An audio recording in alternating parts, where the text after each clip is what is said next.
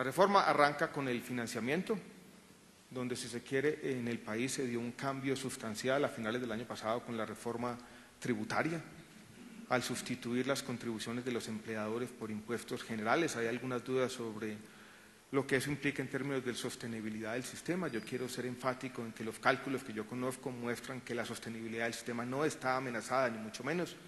Yo diría incluso que si esas proyecciones son ciertas y hay algún margen para el error, el sistema va a tener mayores recursos y va a aumentar el gasto en salud pública.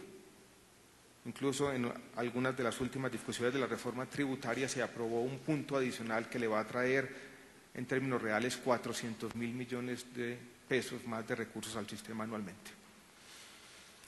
¿Qué es lo que plantea entonces en este primer punto el financiamiento? Tener un fondo único, que no es un tema polémico, si se quiere, es algo que hace parte de las discusiones de este país desde hace tiempo, y que uno podría justificar esta idea del fondo único de manera muy simple diciendo lo siguiente.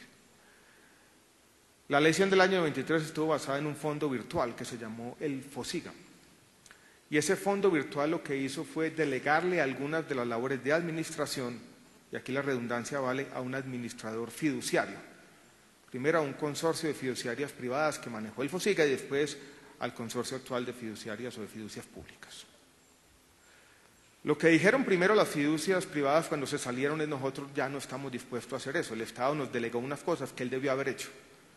Y al salirse estos señores se llevaron un aprendizaje importante del sistema. Y ese corazón del sistema, que era la subcuenta de compensación del FOSIGA, se quedó sin quien hiciera las cosas. Las fiducias que hoy lo están manejando han dicho una y otra vez: nosotros estamos aquí por un ratico y nos vamos a salir. Entonces lo primero que hay que decir es que tenemos que llegar o tenemos que cambiar. Esto ya no va a poder simplemente delegarse a un administrador fiduciario o a alguien que haga el trabajo por el Estado lo va a tener que hacer, y vamos a tener que tener un fondo con personería jurídica. Ese es un primer paso. Y esto va a ser una entidad estatal. Como maneja muchos recursos y como lo vamos a ver, va a tener unas funciones de pago, va a tener que ser vigilada por la Superintendencia Financiera. ¿Qué hemos pensado entonces? Que algunas de las labores de afiliación que hoy realizan las CPS se concentran en este fondo.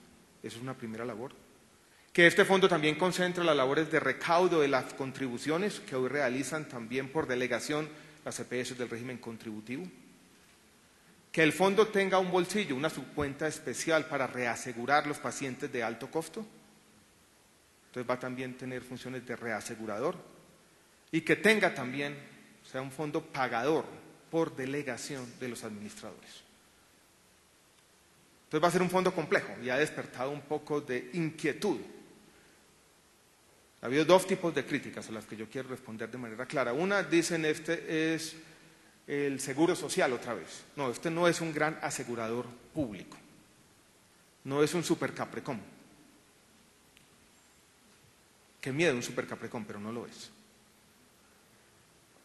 Simplemente lo que está haciendo es unas labores claras, vuelvo y repito, de afiliación, de recaudo de las contribuciones, de reaseguro y de giro directo, como hoy ocurre en el régimen subsidiado, a los prestadores públicos y privados.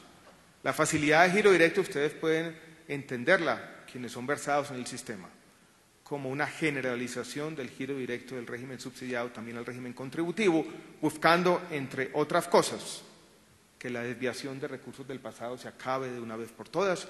Esto es, si se quiere, un mecanismo adicional de control que se necesita en el sistema.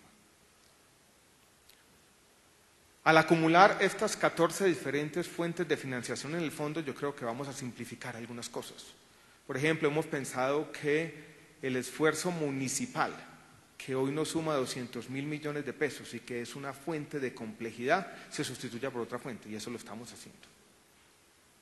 El mecanismo de compensación, que es bastante complejo y que hoy es fuente también de dificultades operativas, va a ser mucho más fácil con el nuevo fondo.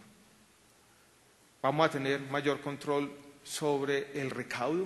Ustedes saben muy bien que las EPS no tenían ningún incentivo para controlar la ilusión.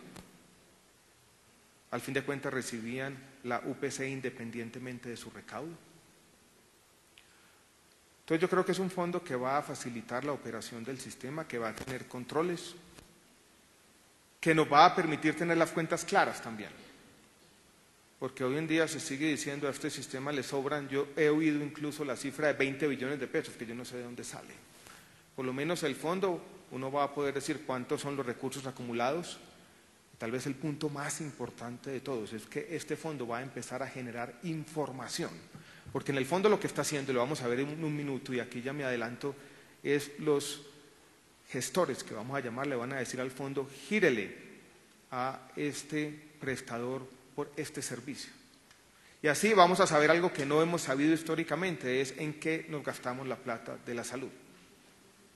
Hace 2 días me decía un prestador que no le gustaba mucho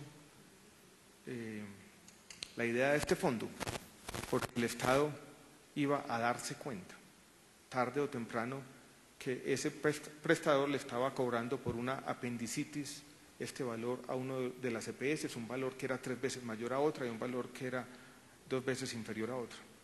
Yo le dije, pues las razones que usted me está dando son precisamente por las que a mí me gusta el fondo. Y si se quiere, con esa información vamos a tener información para hacer algo que yo creo que el país tarde o temprano va a tener que hacer, y es tener un tarifario. Es un tema difícil, pero yo creo que ineluctablemente nos vamos a mover hacia allá.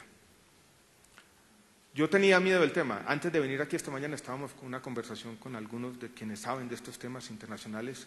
Yo le planteé, yo dije, tener tarifas desde el sector público es complicado, sobre todo a mí me da miedo las presiones de economía política de muchos de los prestadores, y vamos a tener así el equivalente del paro cafetero, el paro de la salud cada año, para que las tarifas se aumentan quién sabe cómo.